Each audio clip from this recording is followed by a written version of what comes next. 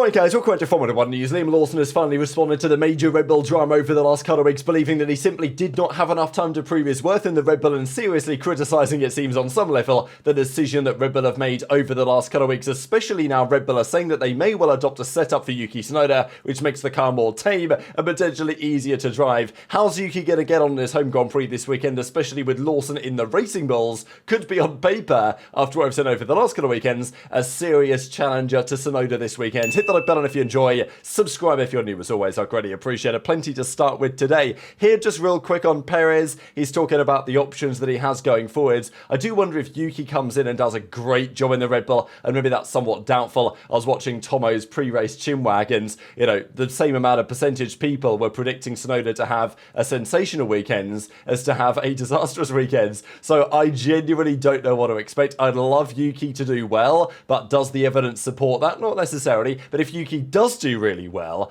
does it change anything for Perez? Because certainly Lawson's difficult start at Red Bull has helped Perez's case, I would say, when it comes to getting the Cadillac drive potentially for next year. If Yuki comes in and does a banger job, do they all of a sudden withdraw their interest? Probably not, but it's something at least to keep in mind. This is interesting too. This is Alex Albon meeting with the Thai Prime Minister. There's been lots of talk, like it or loathe it, about a potential street race in Bangkok. Do I want to see it? Honestly, no. Is it going to happen? Probably, at the very least, possibly it's an option. The thing is, there is so much interest in F1 races around the world right now. I mean, Madrid are getting one. That's going to be, well, I don't know. We'll see. Maybe I'll be optimistic, but it's kind of difficult to be. There's talk about Rwanda. There's talk about, New York even was a rumor a little while ago. Chicago as well. And unfortunately, the places interested in running a Grand Prix tend to be big cities with no existing track. If there is a Thai Grand Prix, it's probably going to be a street race, isn't it, in Bangkok? Let's be real. It's unfortunate that maybe countries like South Africa with Kyalami, who actually have a track there to be raced on, are not really so much in that conversation. So this is potentially reaching a bit of a head. And even Sergio Rodriguez on the 27th of March, I saw this tweet and I thought I'll save it for this moment. And, he puts out the Thai flag, the racing car, handshake, potentially. So, but he says it's not a driver move. This is clearly related to the potential of a Grand Prix in Thailand. We think that if it is, it's going to be a Bangkok street race. Do I want to see it? I don't hate it if it replaces Miami. There are some actual tracks on the calendar I don't mind getting rid of, but I think anything that takes us further away from traditional circuits that are permanent circuits is a bad move in my opinion, but, money talks. I thought I'd mention it at the very least. Now, Ferrari, we discussed yesterday that they were seemingly trying to get their upgrade planned for the Bahrain Grand Prix delivered here to Suzuka. Turns out, doesn't seem like they were able to pull that off, because Ferrari reportedly are doing this. That other tweet was from yesterday, or whatever it was, but apparently for Japan, they're going to bring no upgrades at all. They do have a circuit-specific rear wing that they will debut, and they have a revised version of the floor coming to Bahrain. So that's the intention, and then Miami is going to be when they have a larger upgrade package planned. So reportedly they have some things to work with. I know there was talk as well, I don't know if Gazzetta Ferrari tweeted about it, about potentially changing the setup. Yeah, so this was a talk about that. No major aero updates apart from this new rear wing they're going to test out. Their upgrade is going to come in Bahrain. Probably no changes for Saudi. And then Miami, they have a substantial package. Of course, history would say, given what McLaren pulled off in Miami in the most recent couple of seasons, that maybe there's something to be said for Miami upgrades working well. But for Suzuka, no major aero changes. They will, however, play around with the settings on the suspension. I think it was pretty inevitable that there would be a lot they had to understand and do there, because they changed the geometry of the front suspension. That is no small deal in the regulation cycle that we are currently in. So they believe they have changes they can try that will improve their performance, and they believe they'll already see the dividends of that. They're going to have a revised floor in Bahrain and then a bigger upgrade in Miami. That is the plan for Ferrari as it stands. But let's talk about Red Bull, because as ever, plenty of drama going on there. Now today, the entire Red Bull team turned up in Tokyo and they did a bit of a show run. This was pretty cool. Nice to see Yuki and Max alongside each other, as, look, I believe they should have been from Australia, to be honest, but they decided to wait a couple of rounds, and it's still very controversial for a number of different angles. Here's Yuki and Max next to each other for the first time as teammates. I thought it was kind of wholesome to see.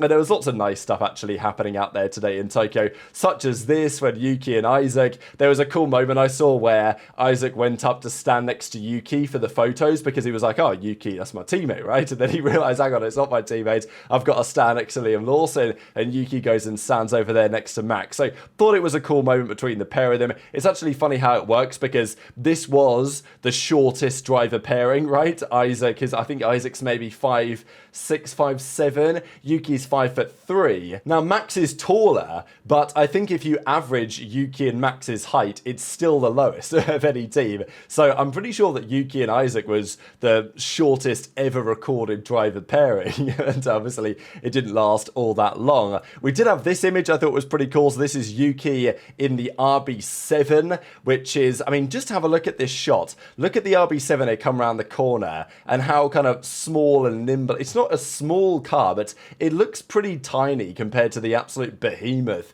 that is the RB16B in the shot. And the RB16B, of course, 2021 car. The car, it's basically the same size as today's car, to be fair, but yeah, those cars like the RB7, cars from that era, obviously they've got the modern liveries on, but it's Max in the RB16B and it's Yuki at this point in the RB7. Now, this was Isaac Hadjar in the RB7, I'm presuming, but with the Visa Cash App Racing Bulls livery, and he goes to spin it round the corner here, and he clips the front wing on the curb, and he damages the front wing, like he gave it a bit of a bop. So yeah, not exactly ideal for Isaac Hadjar since he's turned up in Suzuka, but could be worse. He could have done what happened back in Australia. We don't want to see that again. You guys might have seen this trend as well over the last few days. Yuki and Isaac bump into each other and, you know, they have a nice little moment. I thought it was pretty funny between the pair of them. I think Yuki looks good in the blue overalls as well. I know that many are hoping that it's going to work out for him this weekend. But what I thought was interesting really today is that we finally got some comments to and from the media, from the Red Bull guys, because they're there early. They're doing this session out there in Tokyo, the show run with the fans for the Honda thing makes a fair bit of sense. So they were speaking to the press. Yuki said in his native Japanese, and I know that there were some comments on this saying that, you know, Japanese, this is often how it is said in Japanese. It's a very Japanese way to phrase things. So maybe Yuki would say it differently if he was speaking in English, but, you know, the translation was, everyone is being really considerate and trying not to put pressure on me, which is kind of them. But honestly, have high expectations, put the pressure on me. I can't guarantee that I'll live up to those expectations, but I will do my absolute best. And we'll see what those expectations are here in a second. Yuki was also talking to the BBC and he said that he felt that in the first part of the season, maybe understandably, his relationship with Lawson was a little bit more fractured. Of course, they were teammates last year. They got on, I imagine, pretty well. Then this year, Yuki wasn't getting the drive that he thought that he deserved, frankly, I would imagine. Lawson did. Then things have now changed the other way. So I'm sure the relationship there must be a little strained, but not necessarily more so than the relationship with the bosses at the team, because I imagine that's really what this all comes down to. Now, I thought it was pretty fascinating what Lawson had to say on the decision, because he says the following: it was definitely a shock. Now, of course, it was a shock to us as well, but I guess for it to be a shock to Lawson implies some things about the decision making and what was happening behind the scenes which may be somewhat surprising. I know that it's also thrown up the possibility of, oh well, did Honda really just drop the bag to get Yuki in the car for Japan? Was that part of the plan? Because, you know, maybe Red Bull were happy enough with Lawson, not happy with him, but, you know, maybe they were okay, and then Honda came along and said, actually no, you know, we'll give you this amount of money to put Yuki in the car, and then they snapped the, you know, the fingers, I guess, and they did it. Honestly, it's not something that I saw coming. The discussions we were having as well, I think, weren't really leaning in this direction, which I think says something interesting about Red Bull. I did really wonder what Lawson was going to say to the press about this whole thing, right? Because it's kind of tough to say what you want to say. He's been dropped from Red Bull, but demoted to Red Bull, like, you know, the second team. So he can't exactly slam and criticize and lambast his former bosses, because they're still his bosses, right? So what's he going to say about Red Bull? He can't criticize their decision too much, because he still works for them, right? They're still paying his bill. So it's a bit of a confusing one, really, for Lawson. But I think what he says about the conversations they had weren't leaning this way says something interesting about Red Bull, because we're going to see Horner in a second say that there were plenty of conversations that were leaning this way, but clearly conversations that Lawson was not party to. And maybe that's fair enough, but it is certainly a thing that we have to contemplate. So Lawson says quite a lot about this, really, and I think he probably said about what he needed to say. Like, I think understandably Lawson can be critical of the decision and frustrated with the move, but equally accepts that maybe it's fine and in the long term it may still work out. But also I think he does have to back himself up, because it's not like the team are going to do that for him. So this was a conversation to Sky Sports, an article they put out, and we've just mentioned those comments here from Lawson, but he said, I felt like with more time, especially going to places that I've been before, it was a tough start. We had a rocky testing, we had a rocky first weekend in Melbourne with practice, and then obviously China was a sprint. I think going to places that I'd been before with the way the car was quite tricky, I think that would have helped and I would have loved the opportunity, but obviously it's not my decision, so I'm here to make the most of this one, right? So, it's pretty adamant that he doesn't think he had enough time, and I don't think anyone would really disagree with that. But Horner, his perspective is that Lawson was mentally compromised immediately, which is a hilarious admission in many ways, because the whole point of putting Lawson in the car, according to Red Bull, was that, oh no, mentally he's going to be stronger, mentally he's going to be able to deal with losing to Max. It takes him 2 weekends of getting battered around in a tricky car, and he's mentally compromised? I mean, maybe, but either way, it's a mistake from Red Bull's front. So Horner says it's horrible because you're taking away someone's dreams and aspirations, but sometimes you've got to be cruel to be kind. And I think in this instance, this is not the end for Liam. I was very clear with him. It's a sample of 2 races. I think that we have asked too much of you too soon. We have to accept, I think we were asking too much of him too soon. And so this is for him to, again, nurture the talent that we know that he has back in the Racing Bull seat, while giving Yuki the opportunity and looking to make use of the experience that he has. I mean, let's be real, they should have done this all along, but they've made the decision now. That's my opinion anyway. We've got work to do on the car, we need to improve the car, we need to draw on the experience that Yuki has. In the meantime, Lawson can go and rebuild himself with Racing Bulls in an environment that he knows and is perhaps slightly less pressured. Now, he went on to say this I thought was very interesting. I think with everything that we saw in Australia and China, you could see that it was really affecting Liam quite badly. Now, this is what I find interesting, the dichotomy, because Lawson says that based on the conversations he was having, he felt like they were going to continue in the way that they were, whereas Horner says that from everything that he saw, it was over, right? Like, he says, we could have left it. I think Liam is a driver with talent. Maybe within half a season he would have got there, but we just don't have that amount of time. It was something that was very clear to the engineering side within the team, just how much Liam was struggling with it all. You could see the weight on his shoulders. The engineers were coming to me very concerned about it, and at the end of the day, I think it was the logical thing to do. So, the engineers are talking to Horner. Horner's talking to Marko. They're talking all about it behind the scenes, probably with Max as well, let's be real, about the situation, and yet Lawson's conversations are, yeah, you're doing a great job, Liam, like, let's keep moving, baby, turn up to Suzuka, a track well, it's time to cook, but and then he's obviously out of the team shortly afterwards. So I'm not saying that's the wrong way to handle it, but it just gives a little bit of insight to the way that Red Bull actually behave behind the scenes. Lawson says the car is hard to drive, but we were going through a process of making that adjustment. It's honestly just time. He says, just trying to adjust to things, getting used to things on the car. It's not so much a driving style, it's just adjusting to it, and for me, I just didn't have the time to do that. I'm looking forward to racing in Japan. He's done well around there before in the AlphaTauri. This year he's going to get another opportunity. So it's just interesting that he made the point a lot that he just doesn't feel like he was given enough time, and I think he's bang on the money really, but I think Lawson was frankly quite critical of their decision, and I think he should be, but I wasn't really expecting him to say much, because, he still works for them, right? But he's made it pretty clear that he doesn't necessarily agree with the decision. I mean, why would he? Because it is a demotion, whatever Helmut Marko says, and says that he just simply wasn't given enough time. Now, Horner, of course, was asked the question, well, is Max happy about this? Is he frustrated?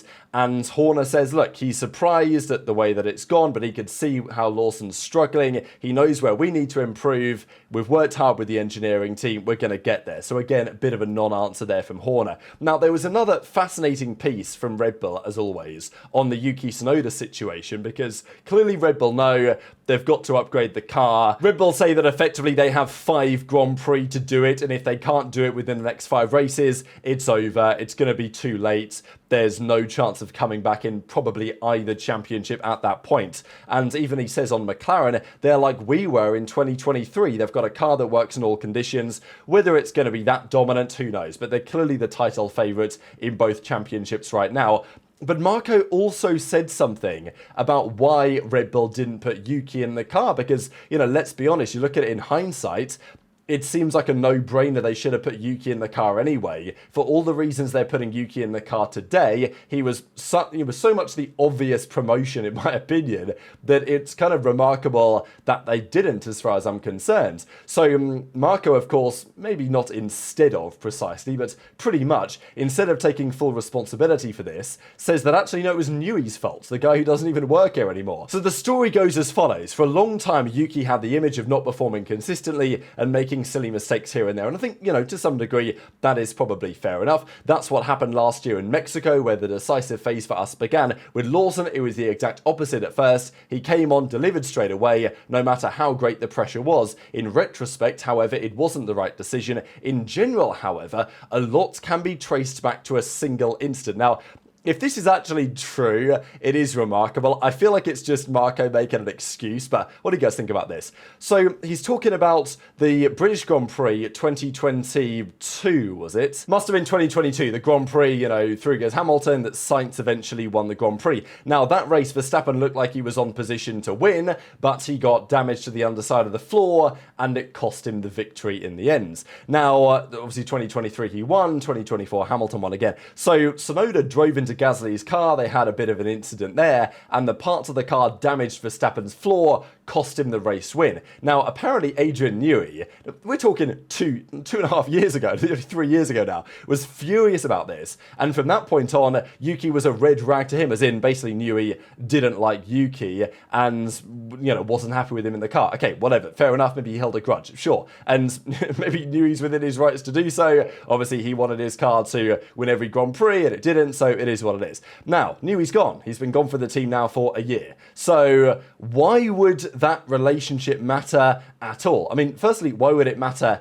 anyway, really? Okay, Newey, you're here to design the Red Bull, assuming he stayed. We want to put Yuki in the car. I don't like Yuki because 2 years ago he did this. It's like, well, okay, we think he's the right man for the job. Firstly, why would it even matter? Secondly, he's gone for a year. So that relationship, if Newey was like, look, I'm never having Yuki drive one of my cars, if that's what he said, then he's gone now. So why would it matter? Why would the decision to put Yuki in the car instead of Lawson going into 2025 be relevant at all to the situation as it has unfolded now? And Marko now says, oh, Newey's gone. So Yuki, Yuki's worked hard on himself. But it is interesting to say, I mean, like the decision they made going into this year, which obviously has been the wrong one. I mean, they've admitted that now themselves. If that was inspired by Newey somehow, that's strange. But I do understand the point maybe that over the last 2 years, lots of the, I don't want to say resentment, but the fact that Yuki seemed to get criticised internally at Red Bull more heavily than it felt like he deserved.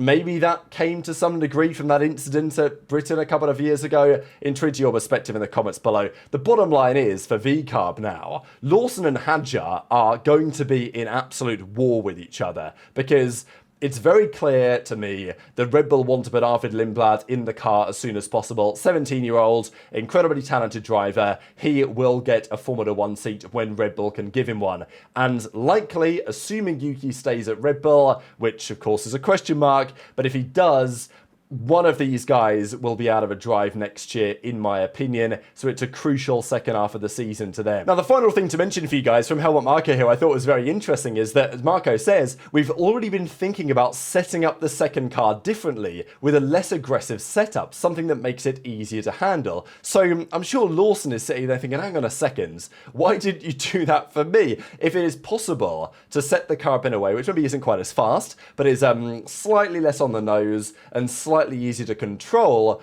why didn't they give that benefit to Lawson? Now Tsunoda is maybe going to get the superior setup. Look, we'll see if this is even possible, if the Red Bull is going to respond in the way that I expected to respond. But yeah, the fact that Marko is now saying, oh yeah, we're going to set the car up in this way, it's going to help out Yuki, he's going to do a better job. Maybe not as fast as Max, but respectable. I think Yuki would take that, but Lawson would probably be saying, damn, why didn't he give me the same privilege rather than giving me Max's setup and then letting me work with it, which is typically how Red Bull have done things over the last year or so, because when Perez started to struggle, they told Sergio, all right, here's Max's setup, go do your best, basically break a leg. And unfortunately often he ended up breaking the car. Just the final thing from Tsunoda actually, talking about the state of the car, because I think it's one of the biggest questions in F1 for a very long time, how Yuki is going to fare at Red Bull. Is the second seat curse going to get him again? How's he going to cope with the car?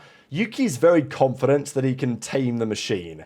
Whether you believe that or not, I don't know. I want to believe it. I don't know if that's going to be true or not. But he does say this. People tend to say that Red Bull cars have strong front-end grip. I personally love cars that turn aggressively, and in the past I've adapted my style to that kind of setup. But the Racing Bulls cars traditionally have understeered more, so I've had to adapt to that, and now that's become the norm. But I've now got to adjust back to what I'd prefer. But, you know, the point is that Yuki actually, in his opinion, prefers a car towards the Max end of the spectrum.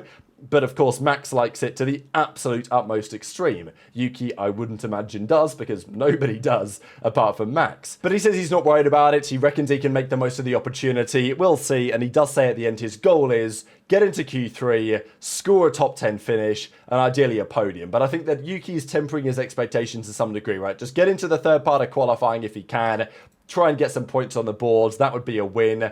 And, you know, also mentioning here that Horner has told him that just try and be as close to Max as you possibly can. He even said that Horner has promised him that in some situations, if I'm able to be in front of Max, that he wouldn't necessarily ask me to swap and make Max win, which would be, I mean, look, first task, of course, is to get in front of Max. That's challenging enough. But, you know, imagine Red Bull this weekend in Suzuka, by some miracle, have a 1-2 going into the final few laps, and it's Yuki P1, Max P2. Do they ask them to swap? Do they not? What would you do? Would you let Yuki win his home Grand Prix? Or would you say we need the points of Max in the championship? I mean, you've got to let Yuki win, haven't you, right? But, I mean, who knows? And also, if he came on the phone and Horner was telling Yuki to yield the win, I mean, there's, like, surely he doesn't do it, right? There's no way that is going to be listened to as far as I'm concerned. But very much intrigued to your thoughts in the comments. Hit the like button if you enjoyed. Subscribe if you're new. Take care. And I'll see you next time.